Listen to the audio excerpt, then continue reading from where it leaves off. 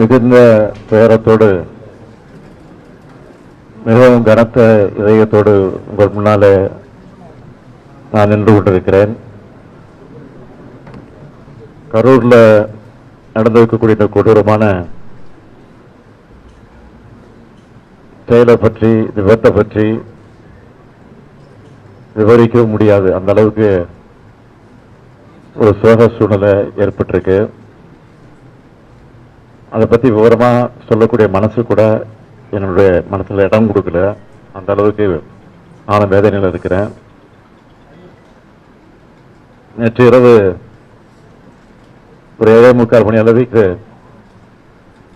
சென்னையில் அதிகாரிகளோடு கலந்து பேசிக் கொண்டிருந்த போது கரூர்ல இப்படி ஒரு சம்பவம் ஏற்பட்டிருக்கு. கூட்ட நெரிசல்ல மூச்சுத்திணறல் ஏற்பட்டு பல பேர் மூச்சுத்திணறலுக்கு ஆளாகி மருத்துவமனைக்கு அழைச்சிட்டு போறாங்க அப்படின்னு ஒரு செய்தி எனக்கு கிடைச்சது.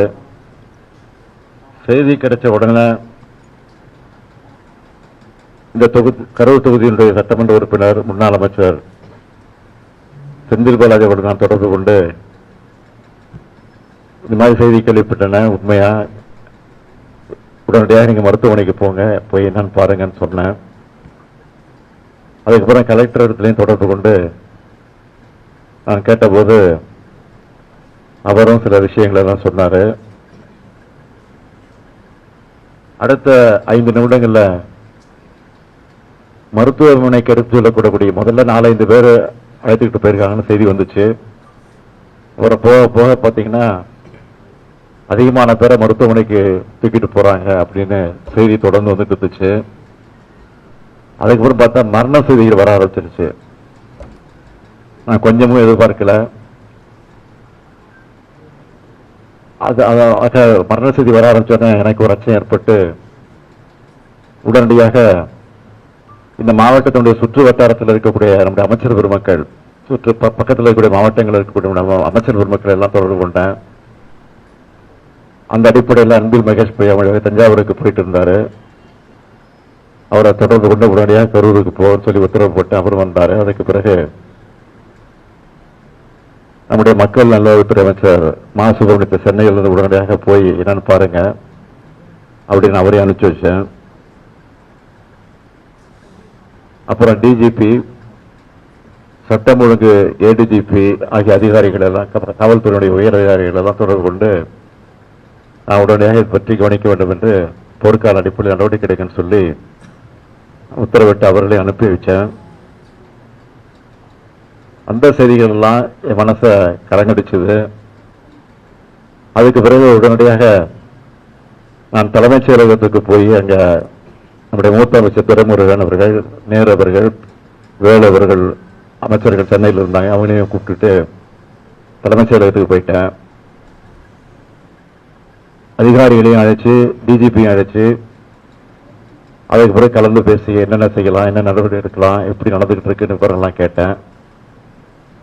எல்லாரையும் முக்கியமான பல்வேறு மாவட்டங்களில் இருக்கக்கூடிய மாவட்ட ஆட்சித்தலைவர்கள், அதிகாரிகள், கரூரை ஒட்டி இருக்கக்கூடிய 5-6 மாவட்டங்கள் இருக்கக்கூடிய அரசு அதிகாரிகள் எல்லாம், மருத்துவர்கள் எல்லாம் உடனடியாக அந்த பகுதிக்கு கரூருக்கு போகும்படி உத்தரவிட்டு அவங்க எல்லாம் வந்து சேர்ந்திருக்கிறாங்க.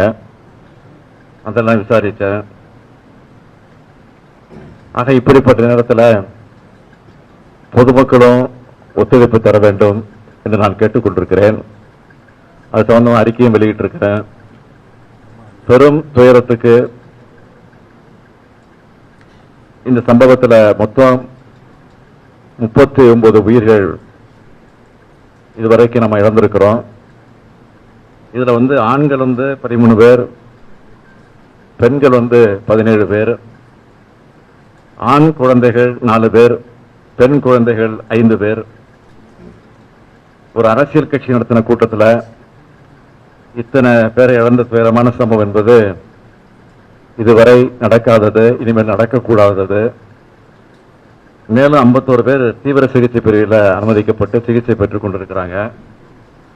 அதுல 26 பேர் ஆண்கள், 25 பேர் பெண்கள். இவங்க எல்லாரும் விரைவில் குணமடைந்து நலமடைந்து விரைவில் வர வேண்டும் என்று நான் நம்புகிறேன். வருவார்கள் என்று நிச்சயமாக நான் நம்புகிறேன். இறந்து போன அந்த உயிர்களுக்கெல்லாம் கனத்த இதயத்தோடு நான் அஞ்சலி செலுத்துகிறேன். அவங்க குடும்பத்துக்கு என்ன ஆறுதல் சொல்லி தேற்றுவது என்று தெரியாமல் திக்கு முக்காடி கொண்டிருக்கிறேன். இந்த துயரமான சம்பவத்தில் மரணமடைந்திருக்கக்கூடிய இந்த குடும்பத்திற்கு ஒவ்வொருவருக்கும் தலா 10 லட்சம் ரூபாய் வழங்கப்படும். அது முதலமைச்சர் பொது நிவாரணத்திலிருந்து வழங்கப்படும் என்று ஏற்கனவே அறிவித்திருக்கிறேன். காயமடைந்து மருத்துவமனை சிகிச்சைக்கு அனுமதிக்கப்பட்டிருக்கக்கூடிய அவர்களுக்கு தலா 1 லட்சம் ரூபாய் வழங்கப்படும் என்று அறிவிக்கப்பட்டிருக்கிறது. அது மட்டுமல்ல, ஓய்வு பெற்ற உயர்நீதிமன்றத்தினுடைய நீதியரசர் திருமதி அருணா ஜெகதீசன் அவர்கள் தலைமையில ஒரு நபர் விசாரணை கமிஷன் ஆணையத்தை உடனடியாக அமைக்க நான் உத்தரவிட்டிருக்கிறேன்.